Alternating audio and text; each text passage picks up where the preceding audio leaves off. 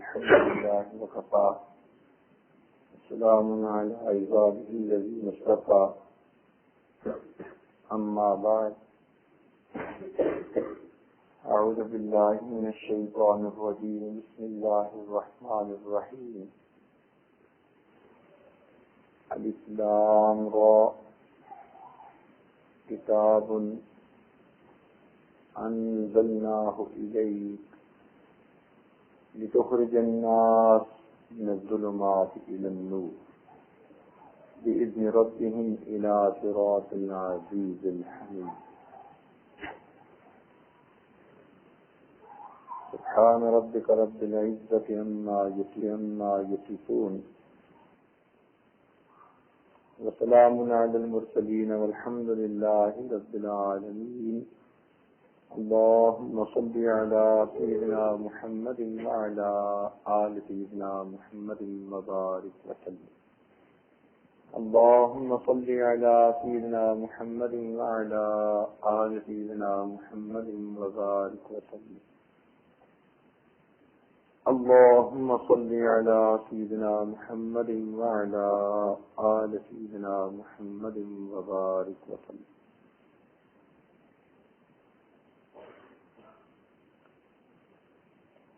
الإسلام را كتاب أنزلناه إليك لتخرج الناس من الظلمات إلى النور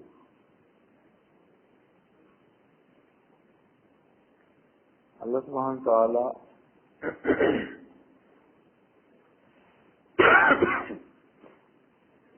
has revealed this book to Prophet sallallahu alaihi wasallam, and the objective of this book was mentioned in this verse.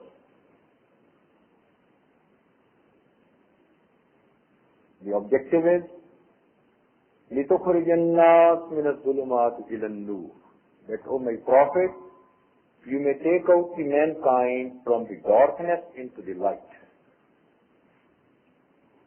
So this is a book of guidance which shows us the right path.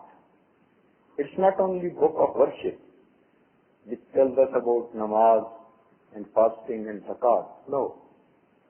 It is a book of guidance. It guides every person on each and every step of his life, not only up to his death, but even on the day of judgment, up to the door of the paradise. It is a book of guidance. We should take guidance from this book, and then we should lead our life. It has come in this world to show us the right path. Anyone who will read this book, which is a book of the ultimate realities of the universe, book of the ultimate realities of the universe, a book of truth of this world. Allah subhanahu wa ta'ala, He has put all the truths of this world in one place, and it is the book of Allah subhanahu wa ta'ala, the holy book. It's a fountain of mercy. If you read the Quran, we can easily understand that in this world there is a magnet. It attracts the steel objects towards itself. Wherever you will find the steel objects, the mild steel objects, the magnet will drag all of them, attract all of them towards itself. So this book is a magnet of the mercy of Allah subhanahu wa ta'ala, magnet of the blessings of Allah subhanahu wa ta'ala. وَإِذَا قُرِئَ الْقُرْآنُ فَاسْتَمِعُوا لَهُ وَأَنصِتُوا لَعَلَّكُمْ تُرْحَمُونَ. And when the Quran is being read, then we should keep silent, listen to it. So Allah subhanahu wa ta'ala will shower His blessings upon you. So Quran Majid, Quran Hamid is the magnet of attracting the blessings of Allah subhanahu wa ta'ala.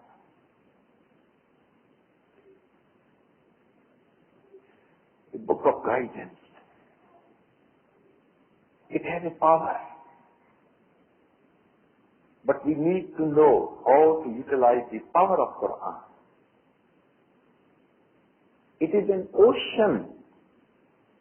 One has to go deep to bring the jewels and pearls and diamonds of market from it. It has its own enjoyment. The more you read the Quran, the more you love to read it. It is a miracle of Quran. People, they recite the Holy Quran throughout the day and they spend their life in madaris, in teaching the Quran to the students. And throughout life, they read the same book, but every time they read it, they feel new and joyous. As if something new, they are tasting it. As a thirsty person, he is walking in the desert, and at the time of noon, when it is very hot, and he is thirsty, and he finds some cold water. So he drinks the water with zeal and interest. Similarly, when a person reads the Quran and he knows the meaning of Quran, he reads it with this much zeal and interest. If a person, he has got cold, and you bring very good perfume to him and ask him, tell me, how is this perfume? He will not be able to make any judgment. Why? Because his system is not working. Similarly, a person who is sinner, who is having a sinful life, he cannot get enjoyment from the perfume of Quran. There is some protocol. In order to taste the deliciousness of Quran, there is some protocol. And the first one is that we should leave all the sins which we do apparently or we do secretly. Then we will be able to enjoy. Sahaba radiallahu ta'ala, they used to recite Quran and they used to spend all of the night in reciting the Quran. Sayyidah Fatima Zahra radiallahu ta'ala, once in the season of winter, she made intention of 2 rakats. And she started reciting the Holy Quran. And when she completed the 2 rakats, she came to know that it was almost time of dawn. And she raised her hand to make dua and she started crying, "Oh Allah, I have only made 2 rakats and your night has been spent in 2 rakats. Your night is so short that it has been spent in 2 rakats." So they used to say that the night time is so short, it is spent in 2 rakats only. At the time of tahajjud, if someone used to walk around in the streets of Medina, and the voice of Quran, recitation of Quran used to come from each and every house as if it's the murmuring of the honeybee. Why? People used to get enjoyment from Quran. They used to taste it. One of the Sahaba, he had a very small house, very small courtyard, and he is reciting the Holy Quran in tahajjud. His son is laying down on the bed, sleeping, and there is a horse. He wants to recite it a little bit louder, but he felt when he recites it a little bit loud, then the horse feels uneasiness. And he was afraid that maybe he can give harm to the child. So then he kept his voice low. Again, from his inner self, he found an urge to recite a little bit loud. But then again he felt that the horse felt uneasiness. It happened all the night.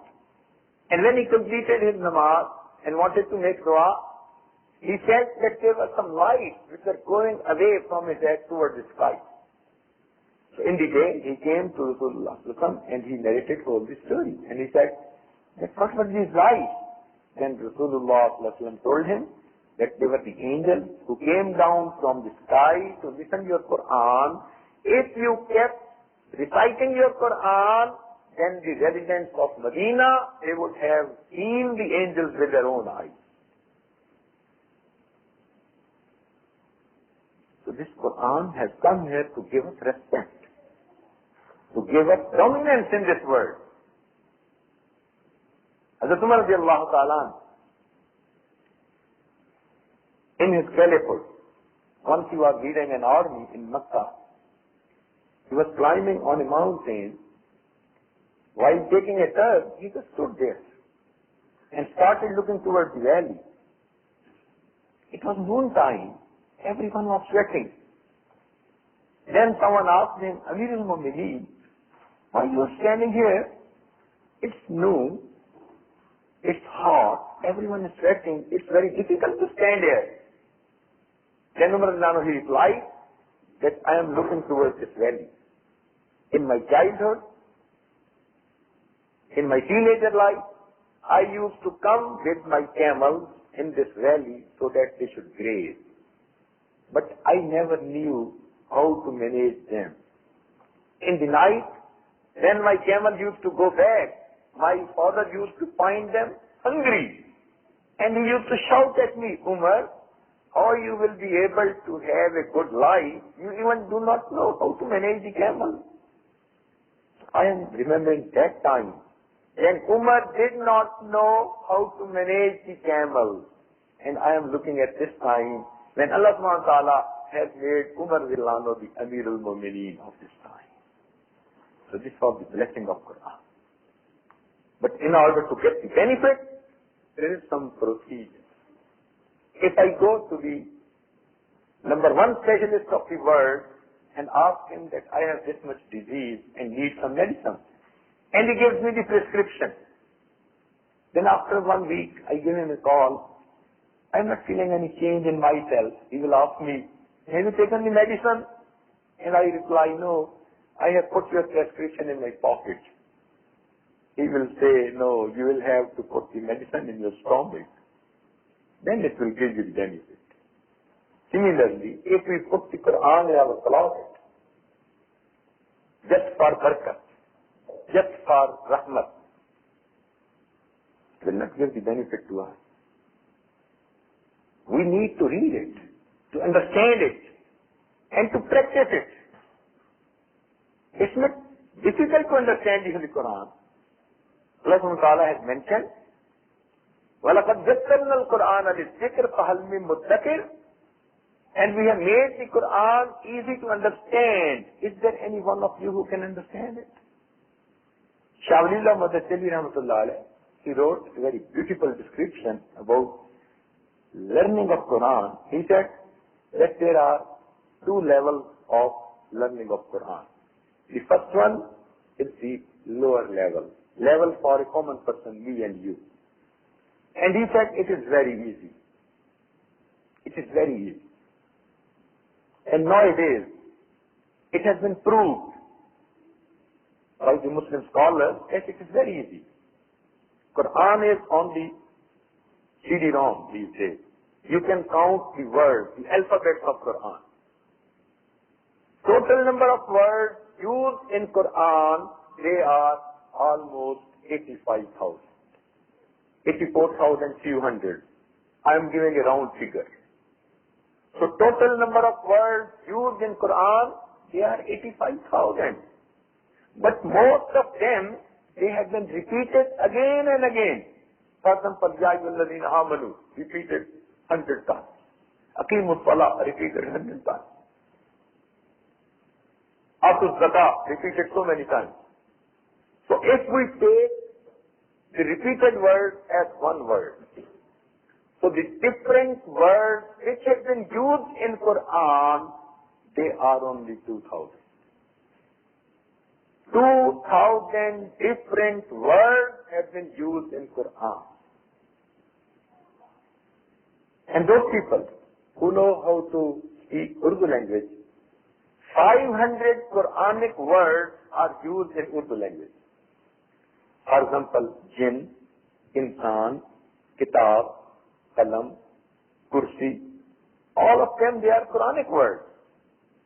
Jannat and Jahannam, but they are used in Urdu language. And they are 500. So it means those people who know Urdu language, then there are only 1,500 different words used in Quran. In our lifetime, can we not understand the meaning of 1,500 words?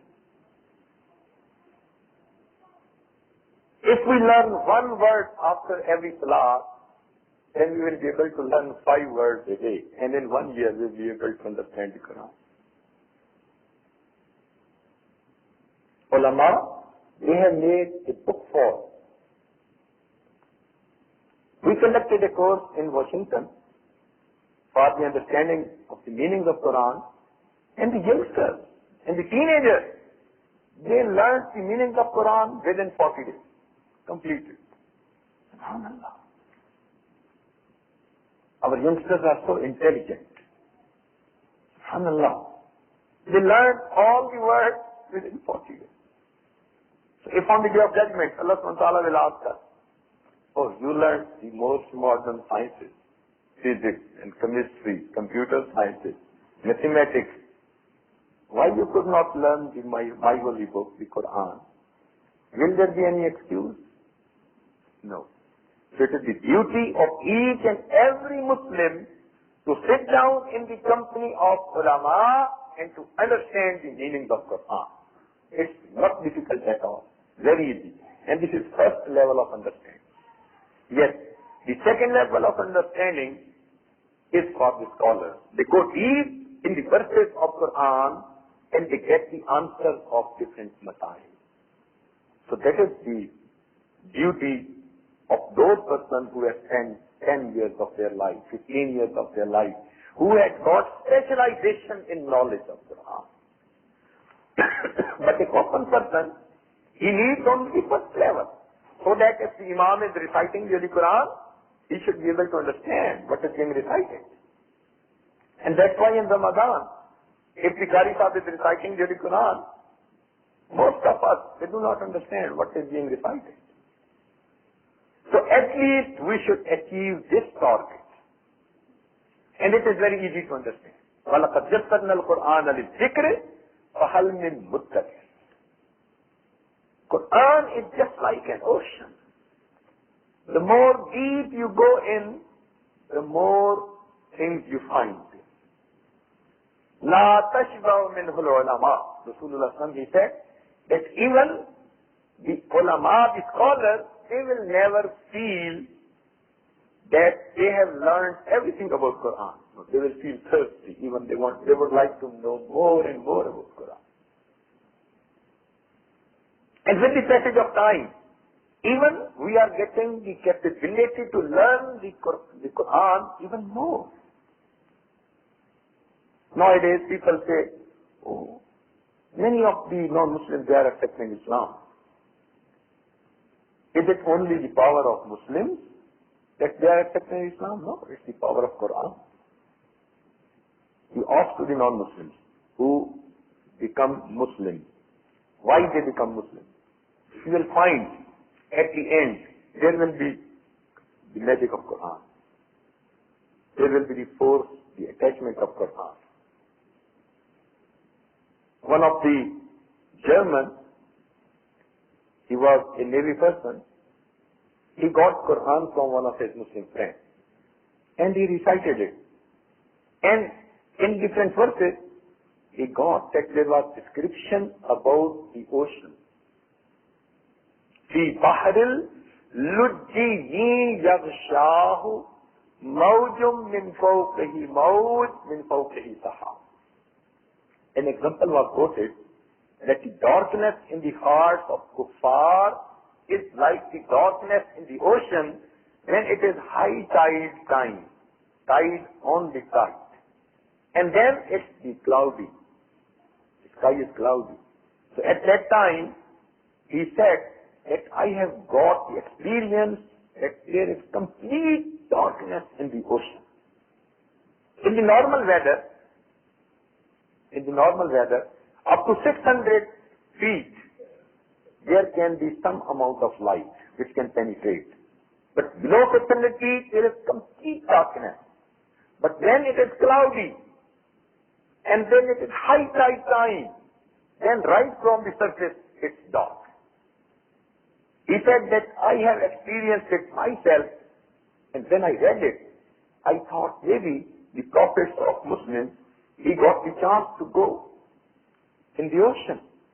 But when I asked the Muslims, and they said that Rasulullah never made a voyage in the ocean, then he said, oh, how he can describe a environment where he has never been. It means that he has got the knowledge from the creator of the universe who has told him the things how they are exactly happening. He accepted Islam. I have come across so many converted Muslims. Most of them, they tell that it was Quran. It is the power of Quran which attracts the people towards itself. We will spend more and more time.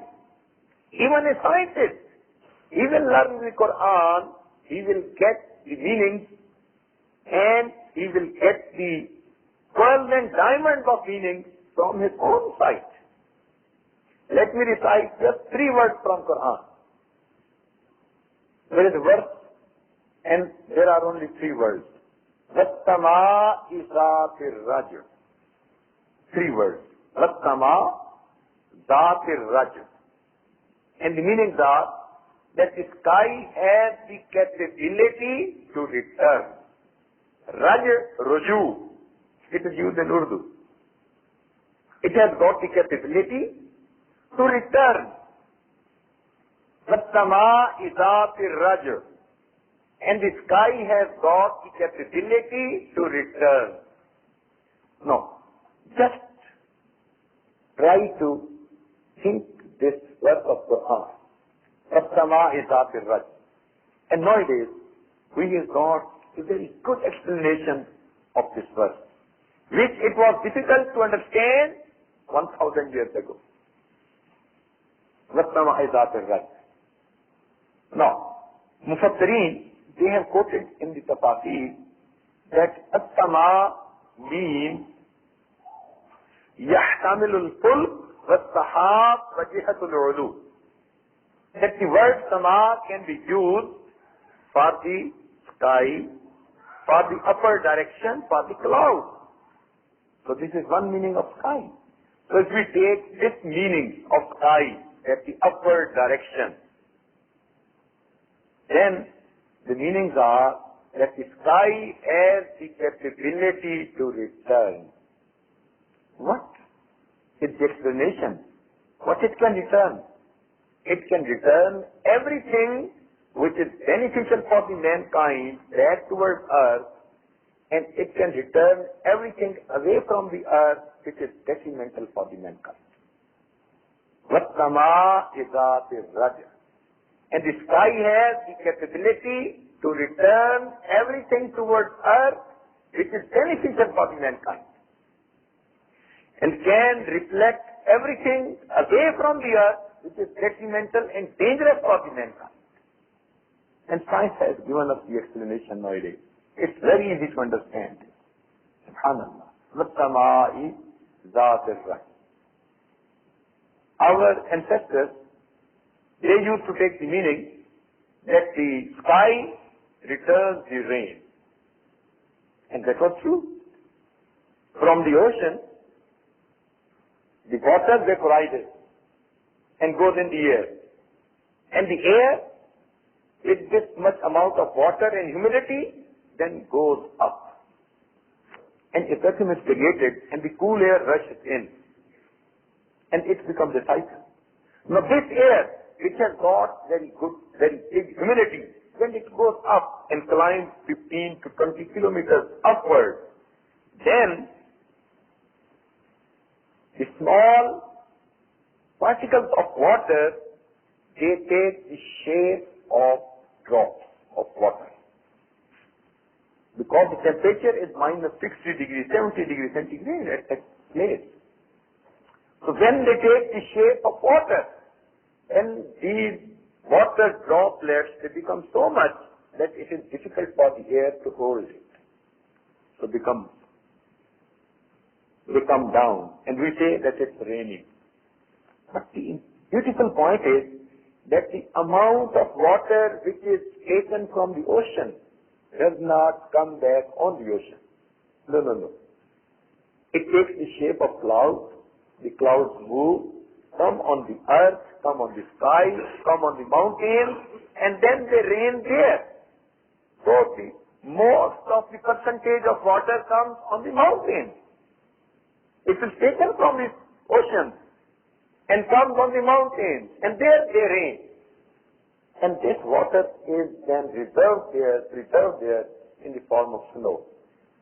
So this snow on the top of mountains is another ocean of water. But it is a big reservoir for the mankind. Then from the snow, the water melts gradually. And then it takes the shape of lakes, and then the river, and passes throughout the earth, and then comes back to the ocean. So the same water comes to the ocean, not directly, but it passes throughout the earth, and it cultivates the farms, the land, the gardens, and we get the crops, we get the fruit, we get something to eat. This is a water cycle. But Allah subhanahu wa ta'ala has made the arrangement. If this cloud they used to make rain on the ocean, how we could have got the water in the river? How we could be able to cultivate our land? So Allah subhanahu wa ta'ala has made the arrangement. So our ancestors, they used to take the meaning, that the sky has the capability to return the rain. And that was true. But that is not the whole meaning. That is one meaning. If it was the only objective that it returns the rain, it could have been said, وَالسَّمَاءِ ذَاتِ الْمَطْرِ, that the sky can return the rain. But Allah subhanahu wa ta'ala is telling us, وَالسَّمَاءِ ذَاتِ الرَّجْعِ, and the sky has the capability to return. What does it return? Everything which is beneficial for the mankind, it returns to the earth, and everything what is dangerous for the mankind, it returns back away from the earth. Now science has given the explanation these days, and it is very easy to understand for everyone. Number one, there is troposphere around the earth, up to 20 to 35 kilometers. All of this is called troposphere. The troposphere returns three things back towards us. Number one, it returns the rain. Number two, it returns the heat waves. Whatever heat waves go up, it returns them back to keep the temperature around the earth at a suitable level. And the third, it returns the dust particles back towards the earth. Very fine and small particles of dust, they travel with the air up, and they are returned back by the troposphere. And because they are returned back, so they reflect the sun rays. And because they reflect the sun rays, there is brightness on our planet. If there were no particles in the air, in spite of sun in front of the earth, we could not have found any brightness on the earth. The people who go into space, they look at the sun, but they feel that there is darkness everywhere. Why? Because there is no dust particle. So the brightness on the earth is due to the reflection of small dust particles. Our day is bright. Our life is so good in the day. Why? Because the dust particles are being reflected by the troposphere. وَالسَّمَاءِ ذَاتِ الرَّجْعِ, and the sky has the capability to return. It returns everything what is beneficial for mankind and returns back everything what is dangerous for the mankind. Now the troposphere returns three things: rain, heat waves, and small dust particles. then around the troposphere there is ozone layer. Now what does this ozone layer do? This ozone layer, it protects the earth from the ultraviolet rays. Because the sun rays, when they come, then there are ultraviolet rays with the sun rays. And that's why that those people who are fond of having sun bath, they are having more and more skin cancer. Because the ultraviolet rays, they are the root cause of the skin cancer. And that's why nowadays by the medical doctors it has been prescribed that anyone who wants to lay down and take the sun bath, he used to have a protective umbrella from the ultraviolet rays so that he may not get the skin cancer. So this ozone layer reflects back the ultraviolet rays because they are detrimental for the mankind. And no, there are some cracks are being found in the ozone layer and scientists are being worried. What will happen? And this is due to the gas of our air conditioner and refrigerator, that there are cracks in the ozone layer. Now the ozone layer, it reflects back the ultraviolet rays which come with the sun rays. They keep us safe from the ultraviolet rays. And then above the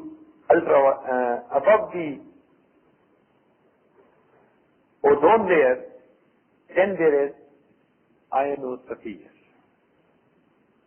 And this ionosphere reflects three things. Back towards the earth. Number one, it reflects radio waves. It reflects TV waves, telecommunication waves. The ionosphere reflects towards the earth the telecommunication waves. And that's why we have got connected towards each other. Every one of us has a cell phone talking towards the other corner of the planet. How are you doing? I'm fine. Why? Because the ionosphere is reflecting the telecommunication waves. If the ionosphere had not this capability, it would have been impossible for us to be connected so closely. Nowadays we say it's a small global village. Why? Because the ionosphere reflects that telecommunication wave. Our business has become easy. Relatives, they talk to each other. Friends, they talk to each other. Something is happening on the other part of the world. We are sitting in our house and we are watching on the screen what is happening. Why? Because the ionosphere is reflecting back the telecommunication wave, and that's why we have got connected towards each other. And above the ionosphere, there is magnetosphere.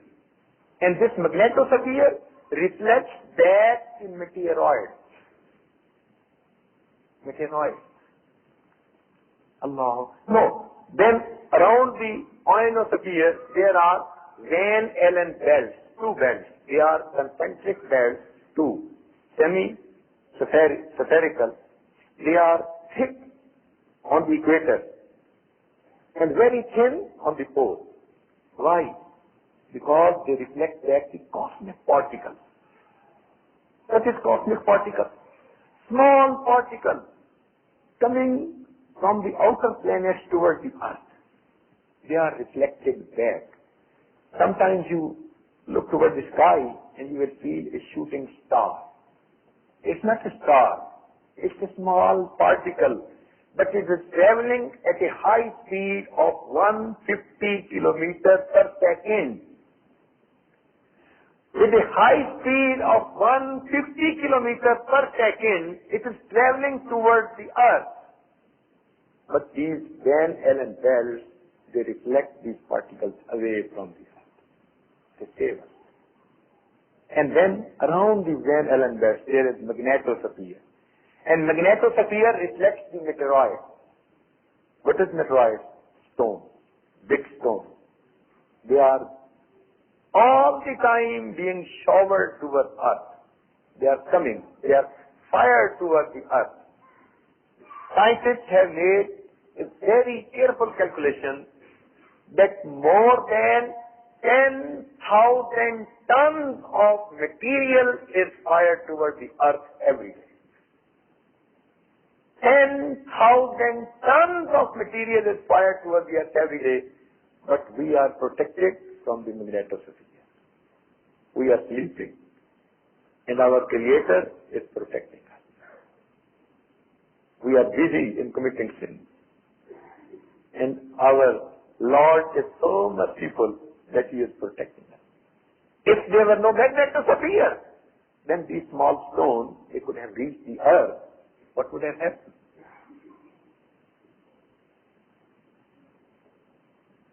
Allah subhanahu wa ta'ala has saved us. وَالسَّمَاءِ ذَاتِ الرَّجْعِ. Only 3 words. No. Think about this.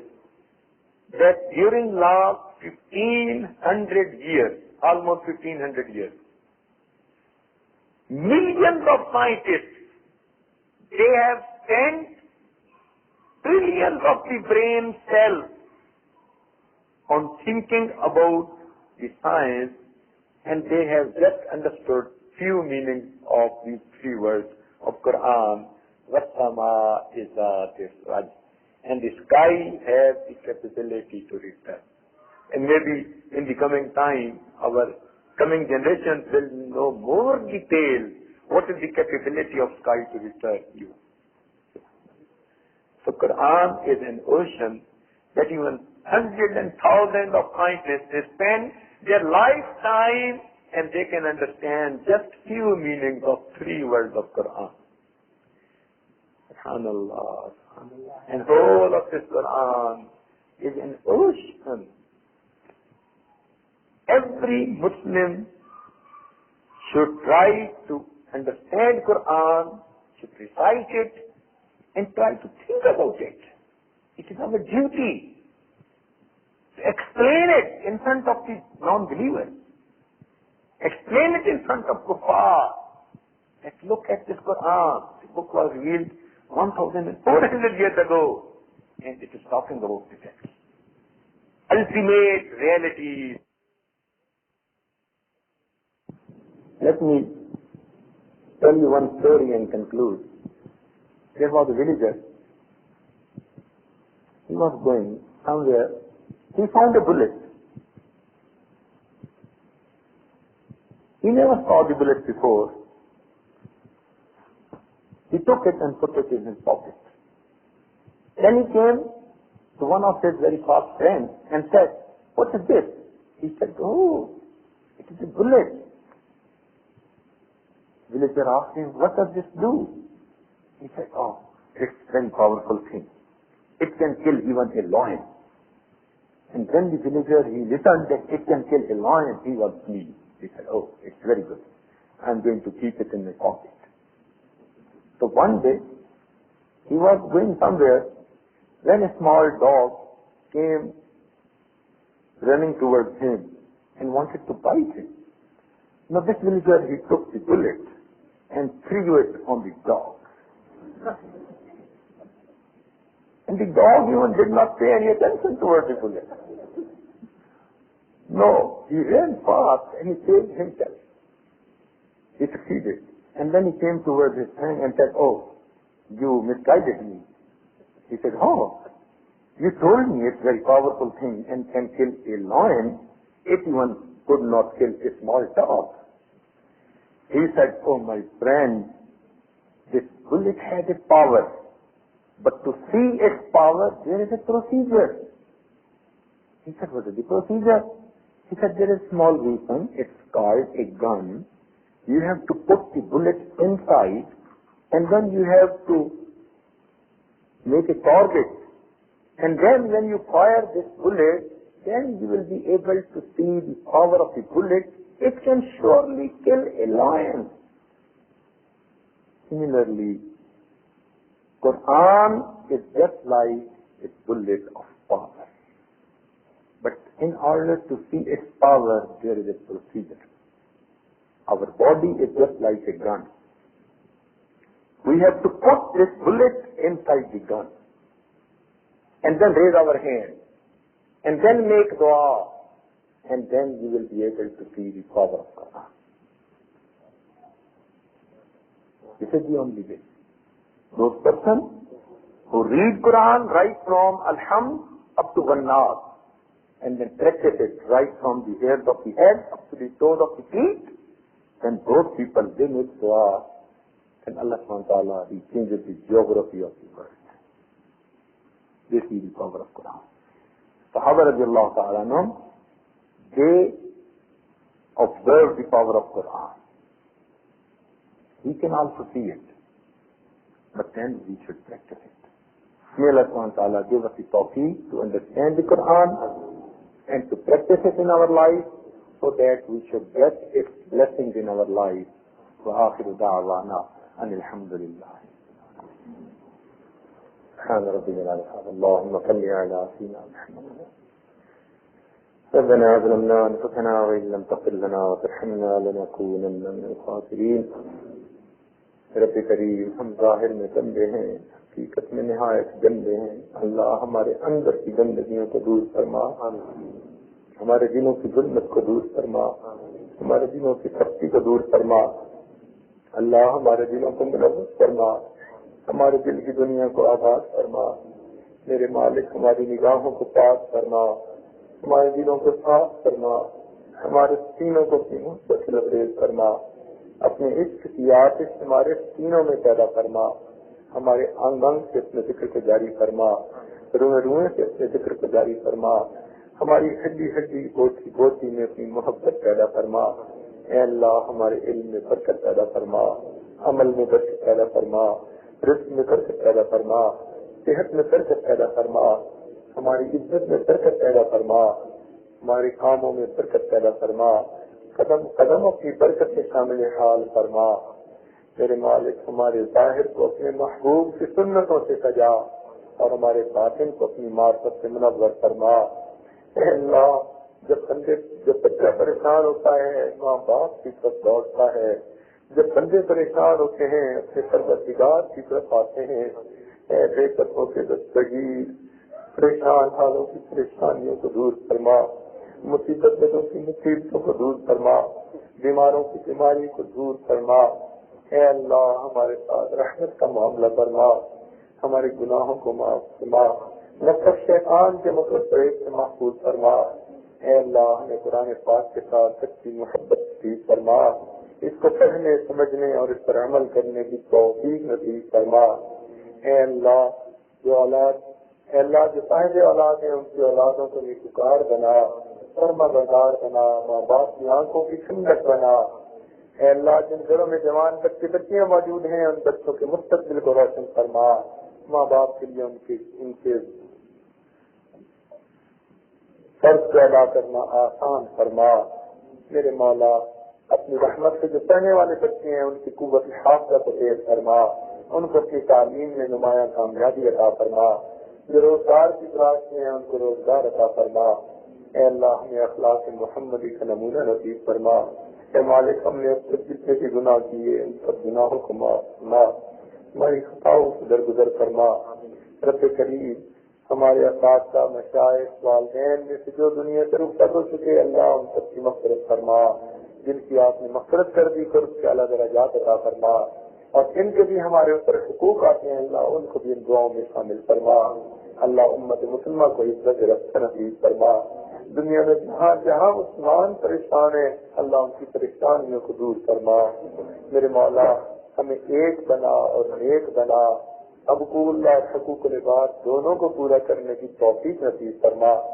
میرے مالک، ہمارے دلوں سے گناہوں سے سنگ اور میل کو دور فرما. رب کریم، ہمیں اپنا قرب عطا فرما، اپنی معرفت عطا فرما. اے مالک، جتنے بھائی اور جتنی بہنیں دور دور سے چل کے آئے اللہ ان کے آنے کو قبول فرما اور اس کے بدلے صراط سے چلنا آسان فرما. قیامت کے دن کی ندامت سے محفوظ فرما. رب کریم قیامت کے دن محبوب کے جھنڈے کے نیچے حاضری نصیب فرما. اے اللہ دلوں میں جو نیک مرادیں ہیں ان کو پورا فرما، جو نیک مقاصد ہیں ان کو پورا فرما، جو اٹکے ہوئے کام ہیں ان کو پورا فرما، جو الجھے ہوئے کام ہیں ان کو اپنی رحمت سے سلجھا. اے اللہ ہماری ان دعاؤں کو اپنی رحمت سے قبول فرما. اے اللہ آپ کے قرآن پاک سے فرمایا وَأَمَّا السَّائِلَ فَلَا تَنْهَرْ، اور سوالی کو نہ جھڑ کو نہ انکار کرو. اللہ جب ہم جیسے کمزوروں کو حکم ہے ہم سوالی کو انکار نہ کریں تو مالک ہم بھی تو آپ کے در کے سوالی ہیں. اللہ آپ نے بھی انکار نہ فرمائیے. آپ تو عزتوں والے، شان والے، بلندیوں والے ہیں. اللہ ہماری ان دعاؤں کو قبول فرما لیجیے. اللہ ہمیں آپ کے محبوب نے آپ کا در دکھایا اور یہ بھی بتلا دیا کہ اس در کے سوا کوئی دوسرا در نہیں. مولا جو آپ کے در سے خالی اٹھا دنیا میں دینے والا کوئی نہیں، جسے آپ اس کے دے دیں اسے سینے سے لگانے والا کوئی نہیں. رب کریم ہمارے حال پر رحمت فرمانا اور ہماری ان دعاؤں کو قبول کر لینا. اے اللہ جیسے ماں باپ اپنے کمزور بچے کا زیادہ لحاظ کرتے ہیں، اللہ ہم آپ کے کمزور بندے ہیں، ہمارا زیادہ لحاظ فرمائیے. ہماری قصوروں کو معاف فرما دیجیے. ہم نے جتنے بھی گناہ کیے اللہ ہم ان سے توبہ کرتے ہیں. آئندہ گناہوں سے پاک زندگی عطا کیجیے، نفس مطمئنہ عطا کر دیجیے. ہمارے آنے والی زندگی کو گزری زندگی سے بہتر بنا دیجیے. آنے والے وقت کو گزرے وقت سے بہتر فرما دیجیے. اور اے اللہ ہمیں حقوق اللہ اور حقوق العباد دونوں کو پورا کرنے کی توفیق عطا فرما دیجیے. اے اللہ جنہوں نے دعاؤں کے لیے پیغامات بھجوائے ان سب کی نیک تمناؤں دعاؤں کو پورا فرما. ربنا تقبل منا انك انت السميع العليم وتب علينا انك انت التواب الرحيم. صلى الله تعالى على حبيبه سيدنا محمد وآله وأصحابه أجمعين برحمتك يا